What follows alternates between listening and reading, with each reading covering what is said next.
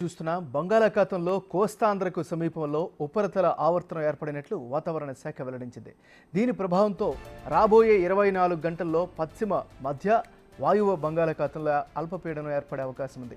రాజస్థాన్లోని జైసల్మేర్, రామగుండం, కళింగపట్నం మీదుగా బంగాళాఖాతం వరకు రుతుపవన ద్రోణి విస్తరించి ఉంది.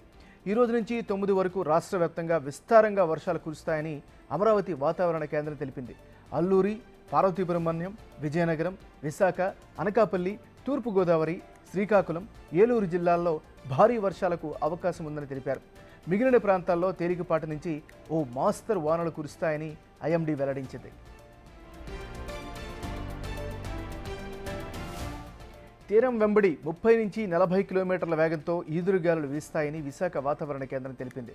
ఆదివారం వరకు మత్స్యకారులు సముద్రంలోకి వేటకి వెళ్లరాదని హెచ్చరికలు జారీ చేశారు. రుతుపవన ద్రోణి ఈ నెలలో ఉత్తర కోస్తాకు సమీపంగా కొనసాగుతున్న నేపథ్యంలో ఆ ప్రభావంతో అల్పపీడనాలు ఏర్పడే అవకాశాలు ఎక్కువగా ఉన్నాయని నిపుణులు చెబుతున్నారు. ఈరోజు అల్పపీడనం ఏర్పడినా కుండపోత వర్షాలు కురవకపోవచ్చని వాతావరణ శాఖ చెబుతోంది. తాజా అల్పపీడన వాయుగుండం లేదా తీవ్ర వాయుగుండంగా బలపడేందుకు సముద్ర ఉష్ణోగ్రతలు, ఇతర పరిస్థితులు అనుకూలంగా ఉన్నట్లు వాతావరణ శాఖ ప్రకటించింది.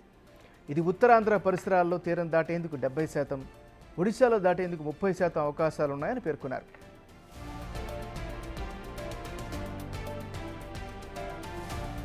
మరింత సమాచారాన్ని మా రిపోర్టర్ నాయుడు అందిస్తారు. నాయుడు,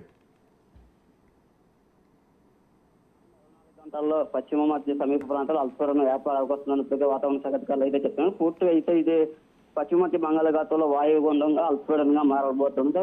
భారీ స్థాయిలో కోస్తాంధ్ర అంతటా వర్షాలు ఉంటాయని ఇప్పటికే వాతావరణ శాఖ అధికారులు కూడా చెప్పారు. అయితే గత కొన్ని రోజులుగా కురుస్తున్న వర్షాల ప్రభావంతో ఇప్పటికే ప్రజలు అయితే తేరుకోలేదు. ఈ నేపథ్యంలోనే పూర్తిగా ఈ వర్షాలు మరీ పడడంతో ప్రజలు అయితే ఇబ్బందులు పడుతున్నారు. ముఖ్యంగా బయటకు రావాలంటేనే ఇబ్బందులు పడుతున్న పరిస్థితి పూర్తి మనం చూసుకోవచ్చు. 12 సెంటీమీటర్ల పైన అంతకన్నా ఎక్కువగా వర్షపాతం నమోదయ్యే అవకాశం కూడా ఉంది. ఇప్పటికే భారీ వర్షాలకు నేలకే ఈ నీరంతా ఇంకా అవకాశం ఉందంటే పూర్తిగా మళ్ళీ వరదలు వచ్చే అవకాశం కూడా ఉండొచ్చని నిపుణులు అయితే అంచనా వేస్తున్నారు. అయితే పూర్తిగా కోస్తాంధ్ర అంతటా పూర్తి వరదలు మునిగిపోవడంతో ప్రజలు కూడా కొంచెం ఇబ్బందులు పడుతున్నారు. ఇప్పుడు రానున్న 3 రోజుల పాటు భారీ స్థాయిలో వర్షాలు అయితే ఉంటాయని కొన్ని జిల్లాలకు అయితే ఆరెంజ్ అలర్ట్, కొన్ని జిల్లాలకి కొన్ని అలర్ట్లు కూడా జారీ చేయడంతో పూర్తిగా ప్రజలు అప్రమత్తంగా ఉండాలని ఇప్పటికే అధికారులకు సూచిస్తున్నారు. మరొక సముద్ర అలలు కూడా ఒకసారిగా ఎక్స్పెక్ట్ ఉన్నాయి. అలాగే గంటకు 40 నుంచి 50 కిలోమీటర్లు గాలులు వేగంతో వీస్తాయని, అలాగే మత్స్యకారులు వేటకు వెళ్ళకూడదని ఇప్పటికే వాతావరణ శాఖ అధికారులు అయితే హెచ్చరిస్తున్నారు. అయితే రానున్న 3 రోజుల పాటు ఈ భారీ స్థాయిలో వర్షాలు ఉండడంతో ప్రజలు కొంచెం